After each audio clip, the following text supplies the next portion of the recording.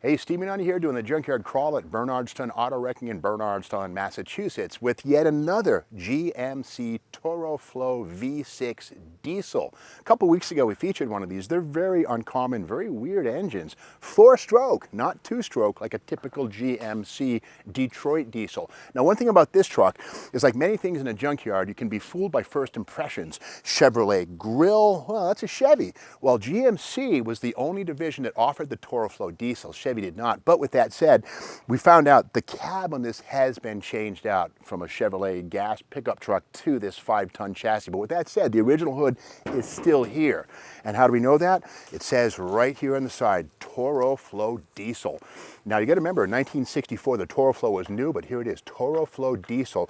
And if this was a gas truck, it would say V6 right here. Keep in mind, in 1964, 90% of all GMC trucks from half-ton to 5-ton and beyond, 90% had V6 engines. Some were gas, some are Toro-Flow diesels. And 64 was the first year for the Toro-Flow diesel. And the point of that is it's a 4-stroke diesel, not a 2-stroke like a typical Detroit diesel 71 series inline or V.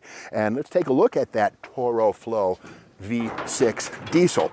Now, this one has been disassembled quite a bit, so we can actually take a junkyard cutaway view of what's inside and what's on display here. And we don't want to get killed. This is kind of a heavy hood. Okay, there we go. Now if we come to this side over here, we'll see that this bank is missing. There's the 6-cylinder. Now these are a 60-degree, a narrow V, which means that they will fit in a much tighter place than a V8. Now the crazy thing about the Toro-Flow is that the intake and exhaust tracks are outside the V.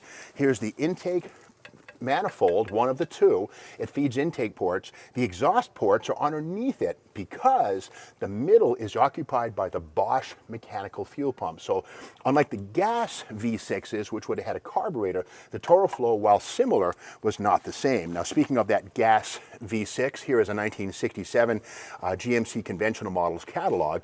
And in here, this is a different year, but here are those big gas V6s, 351, 401, even 478 cubic inches.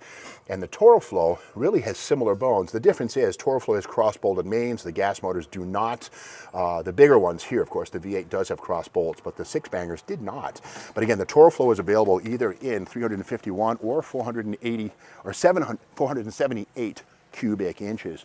And you know, we talk about GMC diesels, and here is a catalog from 1964. This is from GM's Detroit diesel division, the Universal Power. And this is GM just touting how cool diesels are, but that's your typical Detroit diesel, the Screamin' Jimmy 2-cycle 71 series, V6, V8, V4s even for that matter. But again, the Toro-Flow was a 4-stroke, a 4-cycle, and the point of it was, the Toro-Flow allowed less cost. It was cheaper to buy than a Detroit diesel, and they were meant for 5,000 tons and below. They weren't heavy-duty diesels, but this is Fleet Owner magazine from November 1964, and on the cover they're touting turbine power, the coming age. It never really happened, but anyway, inside of this is something kind of cool. This is a Chevy truck ad right here for the new Toro-Flow diesel. And the funny thing is, when the Toro-Flow first came out, GMC marketing kind of had a little bit of an identity crisis. They called it the Toro-Flow in some advertising and the TorqueFlow in other advertising. But it says here, one trucker, Howard Kelly, testifies, our GMC Toro-Flow trucks get better fuel consumption, about a half better than a gas truck. Now look at this thing here. That's a Toro-Flow, 2 exhaust pipes. What a crazy sound that thing must have made with those dual pipes pointing straight up at the sky. And here it is right here. We can see the intake and exhaust tracks on the outside of the V. That air cleaner sits over the mechanical fuel injection. So the Toro-Flow is the only one of the V6 family with external, outside intake and exhaust tracks. And getting back to that GMC stuff, this is a cool ad right here for the Strong line for 65, and it says here, the TorqueFlow, not Toro. So there was some marketing confusion, and you can see Toro and Torque. But with that said, the emblems on the cabs never said TorqueFlow. They always said Toro-Flow. But beyond all that, check it out. You get a 409. Yeah, 409. The Beach Boys sang about them. You get one of those in a full-size Chevy truck if you wanted it. But with that said, the Toro-Flow was factory installed. Now again, the ToroFlow is only in GMC, not Chevrolet. Chevrolet had their own family of mostly gas-powered trucks, GMC generally being a little heavier duty. But something kind of interesting is how the hoods on GMC, yeah, we're in a working yard here, so we'll ignore the sound. But you can see here the hood on this truck is very similar to the Chevrolet. In fact, this little arrowhead here, Tom Daniel, the noted Mattel designer, yes, he spent some time at GM Design in 1961, 62, and is responsible for this arrowhead. Tom Daniel, the same guy who did Rommel's Rod, all those monogram model cars and Hot Wheels cars, Tom Daniel. But the stamping's the same, but if you look here, the directional markers here, see that sort of deltoid shape right there? That's GMC. Meanwhile, at Chevrolet, same basic skin, but different inserts with a rectangular marker light. So that's one of the things that separated the Chevrolet skin from the GMC skin. But again, under the hood, the ToroFlow diesel and even the V6 engines were not a Chevrolet thing. GMC was the only division using V6 motors. And again, by 1965, 37% of all 5-ton GMC trucks had the ToroFlow diesel under the hood. Now let's look a little deeper on this one, and you got to love the modular construction of the Chevy cab of this period. From pickup truck to 5-ton, this little cowl filler right here would live right there. And again, this is from probably a different application. This cab, as I understand it, is from a 1/2-ton pickup truck. It goes right on, different floor, but largely similar. But we can not, of course, ignore these massive hubs here, the 5-star Kelsey Hayes style monster wheel. This is definitely 5-ton stuff right here. And that's a split rim right there, by the way. These things with 100 PSI have 40,000 pounds of pressure. If this is not perfectly seated, the ring, up you go through the roof. So that's why these were outlawed in the 1970s for a more a one-piece rim. But that's a split rim right there. Nothing wrong with it, but if you get it wrong, a lot wrong with it. Now we'll look inside here. You can see right here, this chrome trim here is definitely from a pickup truck. That's not GMC stuff. So again, this cab was swapped.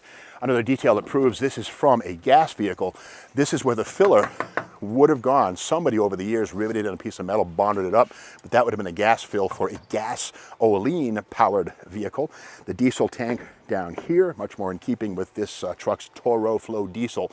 Inside, take a peek, and we see it does have a Chevrolet logo in the center of the instrument cluster, that bow tie. So this cab, again, Dale Hastings, the owner of the junkyard, says, yeah, that cab's from a different truck. But this is a GMC, but largely inside, functionally identical. But I like the little goodies, the little map light on top of the dash, and up on the headliner, somebody built a little wooden stereo and CB receptacle, sort of some custom touches.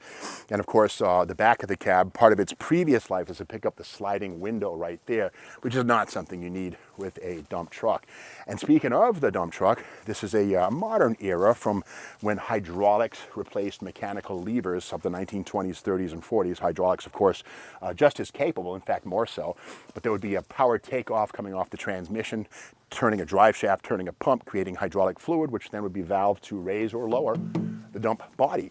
And again, being a 5-tonner, Kelsey Hayes style, 5-bolt, 5-star, I guess you might say, wheels, full floating axles. These bolts right here, you take the nuts off, and the axle shaft can actually come out. Big, big, thick thing, about big as your wrist, but you can still roll the truck around because the wheels are trapped by the bearings. So an interesting detail there, but again, heavy-duty dump truck right here. But again, that ToroFlow diesel engine, 64 through the early 70s, mid-70s, they were a big deal. But again, the ToroFlow had a unique exhaust note because it was a 4-stroke diesel. You might think of it sort of as the Cummins pickup truck diesel in the 1980s, where it was truck size, but not truck spec, but bigger than a pickup truck engine.